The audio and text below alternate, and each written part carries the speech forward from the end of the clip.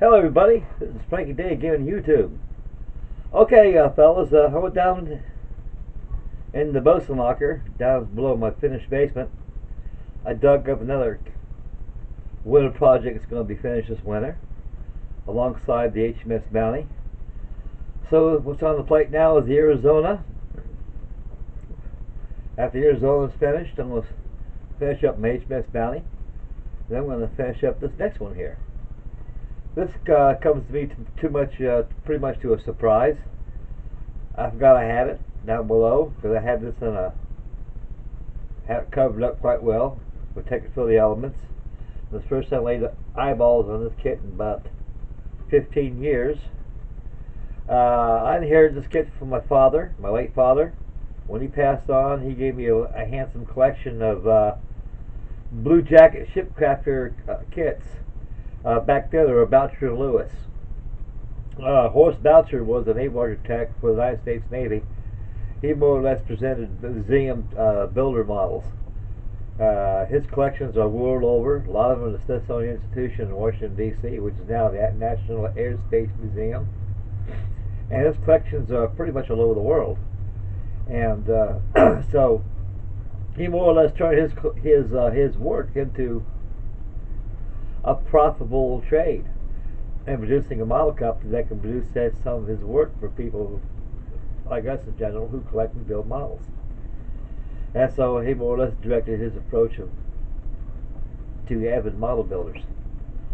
Okay guys, and right here, before I produce the model, this is a 1/8 scale extreme clipper ship designed by Donald McKay, the Flying Cloud. This is a beautiful ship, fellas.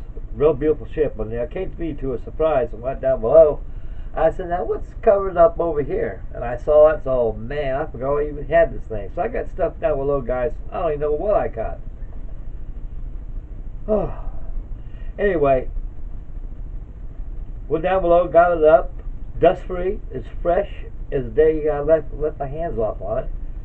It's about 15 years ago, the last time I worked on it, and it's pretty pristine condition. Right now, I'm going to set it aside and finish up the Arizona. Then we'll get the good stuff going. So I got a lot of these deals I want to finish on, fellas. Okay, the Flying Cloud was designed in 1851 by Donald McKay. He's from Nova Scotia. The man was an architect in his own right. A lot of his designs were extremely directed towards the mercantile fleet, such as clippers. And the Flying Cloud had a sister, the Sovereign of the Seas, and the Staghound. They were pretty much the same design, somewhat vessel to vessel. They somewhat different in overall appeal, but basically the hull and a lot of the main structures, such as yards, coach houses, deck houses, also the galley, the main superstructures were all a little different. So right here, fellas, this is a 1932 kit by Bluejackets. It was Horst and Boucher's playthings, and it's now Bluejacket. This kit is no longer available by Bluejacket Ship Crafters. Incidentally, Bluejacket Ship Crafters are the oldest model ship manufacturer in the world. Ever since man has invested time into the hobby. It was founded in 1903. It's been going strong since then, and they continue to do so. And I kind of wish they'd bring back some of their old kits, but they're more or less modernizing up with a lot of photo etch and stuff like that. And they're not pretty much. They have a lot of models at one time that they have never produced in many years, because I imagine there ain't no demand for it. But this right here, they do not make no more. Last time this kit was in production was back in 1983, which is a period 34 years back.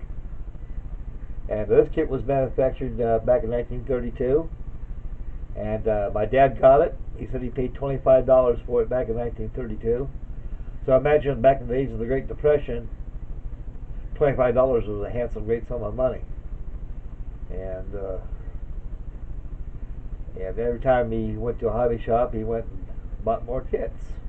And so he got this one, and he kept it. He never built it. I inherited about I think 14 of these Bluejacket Ship Crafter kits I got from my father, and they're still intact in the boxes, and some are built. And this one here is about pretty much a quarter finished, starting forward, working aft. Okay, fellas, right now we're going to the Flying Cloud. And so the camera's really friendly right here like it was last time, and it cooperates with me. And all systems go. Up anchor. I set the anchor ball under my ship's colors. And we'll zoom over here to the Extreme Clipper, Donald McKay Flying Cloud.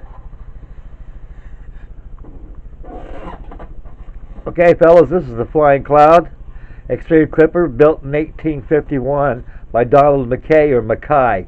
It depends on how much you like to pronounce his name.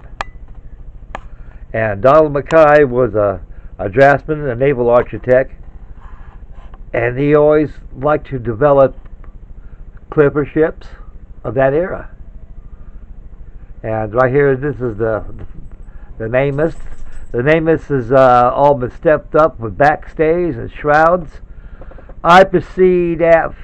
First thing I do, fellas, in these things here, I more or less go ahead and I start aft. I start forward and to aft using your standing rigging. Right here in front of the bow, right here, fellas, this is your standing rigging. We'll zoom a little closer. You can see the bobstays, how they're channeled into the pad eyes underneath the night head where the anchor's at. Now, incidentally, the anchor has not been lashed down. It's free. It can be actually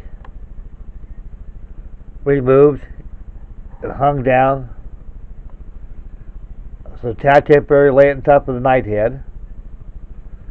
And there's the bowsprit. So we use standing rigging on clipper ships like this, fellas, no matter if it's plastic or wood. You start from the bowsprit, you work aft. This gives the ship the integrity and the strength. If it wasn't for the standing rigging, this ship was founder. Those are your backstays, fellas. And we'll zoom in a little closer to the backstays, as you can see. These are pretty well rigged up. This ship is 99% built scratch, and a lot of it's from the kit. As we go up to the shroud, up to the first foretop, you can see where the footop shrouds are located at. The footop shrouds are right there, fellas. I made homemade shackles using wire. This thing is completely rigged up as the real one. And right now I'm starting the standing rigging starting forward. So right there is the foremast, and those are your jeers right there. Those jeers are called saddles. They rigged up. They actually called chain plates. As those chains pass through the sheave of the bow tip of the yard, it goes right through those blocks there, down below into the belaying bench, and it's lashed back up. This is actually ironwork. It gives you the integrity and strength. This is the chief sail yard that gives the rest of the yards their integrity as well. And actually, the rigging of this ship is all square rigged. As we go up aloft, there's a platform right there, and you can see the mast bands. That's around on top of the foretop shroud, up to the royal shroud. And there's your foreroyalmast yard. Mast bands right there, folks, are optional. I made these out of paper. An old trick I learned many years ago. You take a vanilla cardstock or some paper, you take a felt tip marker, you blacken that paper, and with a straight rule, you cut out some nice looking thin strips, and you glue them around your shrouds. You drill holes in there for your eyes and your stirrups. And there's that's how you do that. And we go aloft up there. You go up to the foretop shroud platform.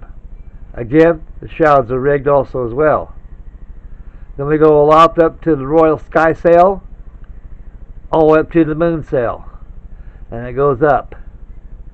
The back shrouds right there are your backstays. Backstays that keep that mast real strong.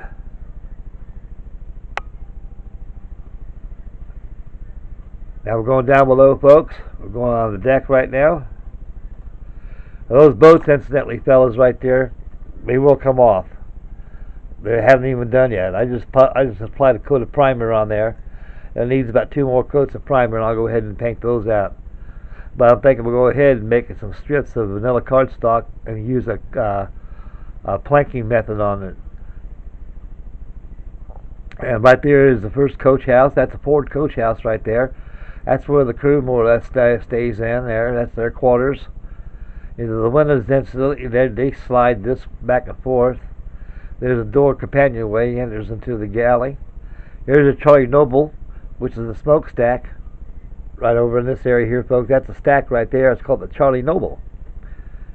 And that's where the cook right there cooks his chow for the crew.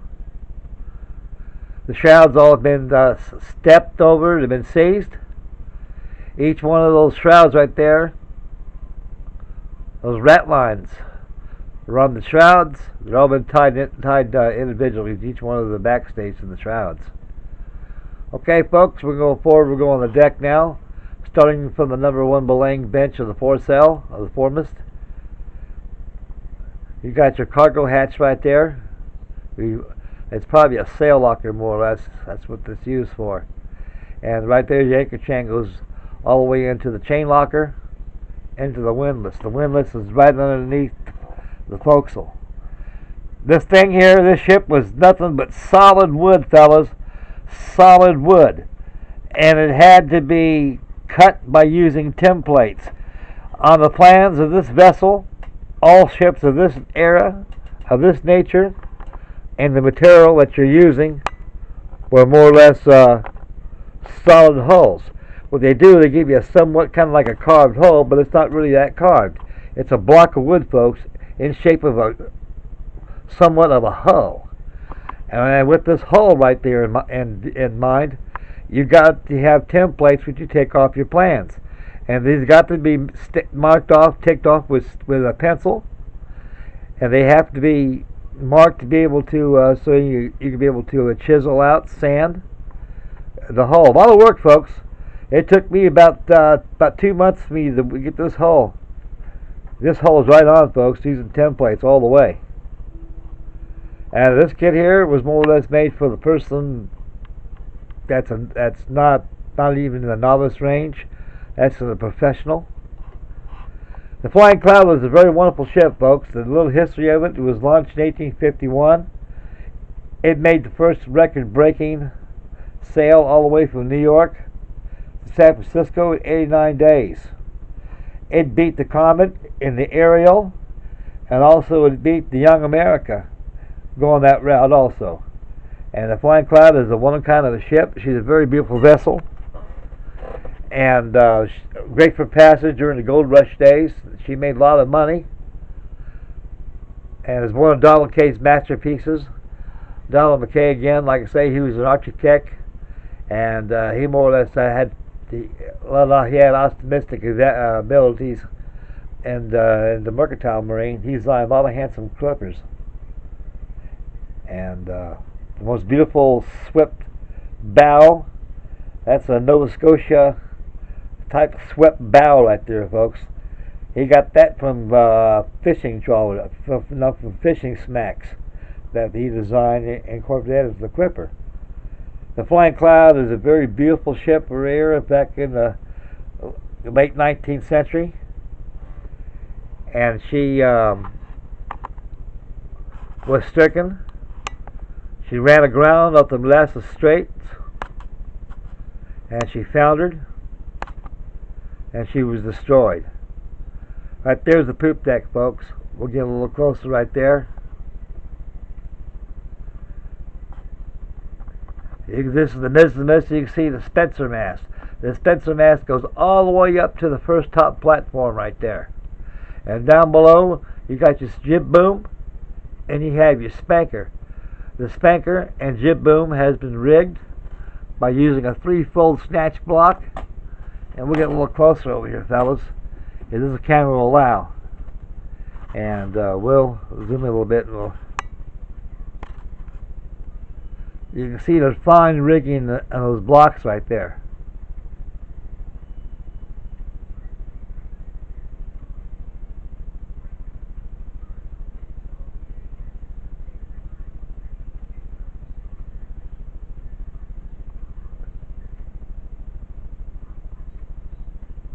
Anyways, this very tedious rigging, fellas. It's very tedious rigging, and you got to have the patience of a saint to work on something like this. I enjoy working on full clippers like this. You know, they're such beautiful ships. And as we go down right behind the poop deck, we'll go to the champagne stern that the Flying Cloud had, and we'll take a look at the rudder, if the Flying Cloud will allow me.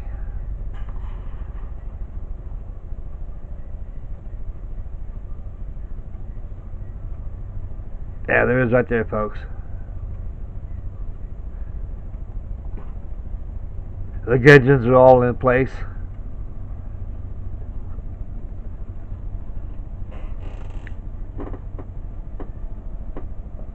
Flying Cloud is not often modeled, though, but it has a very significant piece of history. It has a very beautiful, glamorous, bygone age of sail. And she's a beautiful ship. The length of this ship, fellas, all the way from the tip of the bowsprit to the tip of the jib boom is 45 inches long, and she's about 28 inches tall. Here's a tip. Gary, if you ever go to Mr. Brinkler, if you ever go to Ace Hardware, Home Depot, Michael's, get those lamp thimbles, fit those lamps. Those lamp thimbles right there, they make very, very beautiful pedestals for your ships. And she's mounted on there, folks. Yeah, there right there. There's a good view right there, fellas, of the rudder. Boy, I don't know what I was thinking when I swung it around. It was like I was entering the black hole.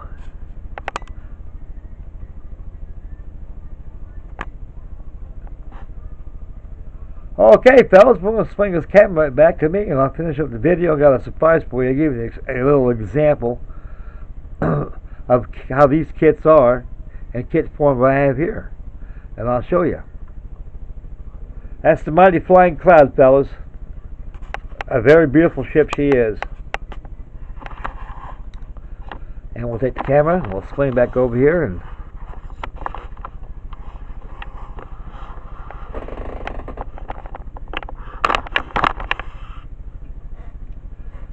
there you go, fellas. That's the famous Extreme Clipper by Donald McKay, the Flying Cloud, 1851. Okay, fellas, right here, here's a collection I inherited from my father. I remember when I was a teenager when he got this. He got this back in 1953. And this is called Marine Model Kit. Now, you remember the bounties I showed you, fellas, for the Winter Project #1? This is the company that made that. But the plans of these kits are very, very, very essential to have and keep. They are museum quality plans, and they're the only ones of its type. And it's the detail in them is just breathtaking. Right here, fellas, this is a Marine Model company out of Hall Site in New York. I think back then my father said he paid $5 for this kit, and I think I was with him when he got this. And the box opens up. Kits like this in general, fellas, they give you a hull, a superstructure, pilot house, and you have a host of fittings. Kits like this, guys, were very, very inexpensive back in my days. And there's the fittings that go to this kit here. And back in those days, they gave you a lot for your money. Can you imagine paying $5 for this right here? And they also include this too. Wood, redwood. I mean mahogany. That's the same thing that came with my Bluejacket's Flying Cloud. It came with a wooden base. And that's what I like about these old kits like this. You don't see stuff like this no more, folks. Anyway, I started, this is a tug. This is a turn of the century 1930s tug. This is a dispatch tug, seagoing tug, and 1/8 scale, 196. And I've been doing some work on it, as you can see. This thing was a block of wood. Now, when these holes here, folks, are not carved like this. That's what I'm trying to say. Trying to describe with my flying cloud over here. Primarily, they give you a block wood. It's all block wood, shaped like this. That's all there is. No hull lines. You gotta take templates and mark off hull section lines, and take templates and fit in there, and you gotta rasp away, carve away, and work is very tedious and very laborious. But in the long run, when it's done, hey, here it is right here, and it still needs sanding and rechecking using templates. I tried fitting this together. It goes like this. Your main cabin fits on here. Pilot house fits here, and the stack goes up like this. But anyway, folks, in general, these are very, very wonderful kits. And now here's the fittings here too, guys. Boy, feast your peepers on those. You don't find fittings like this no more. All this for $5 back in 1953. Those were the days, guys. I lived those days, and I remember those days as if they were yesterday.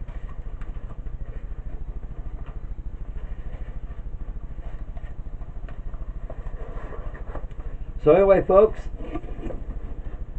I'll set this down. We'll finish up the video. That was just a little treat there, fellas.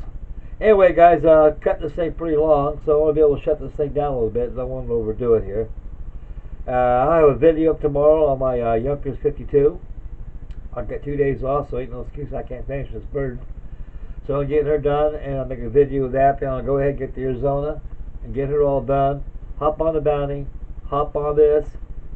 I got my model shipway Baltimore Clipper. I'll get that topped off. Then I got the Charles Morgan by Marine Company, same company of that dispatch tug I just showed you. Okay, guys, I'd like to thank everybody for tuning in, and may God bless and happy modeling, and have a very, very wonderful weekend, and take care of yourselves, fellas, and I'll catch you next video. You guys take care, guys.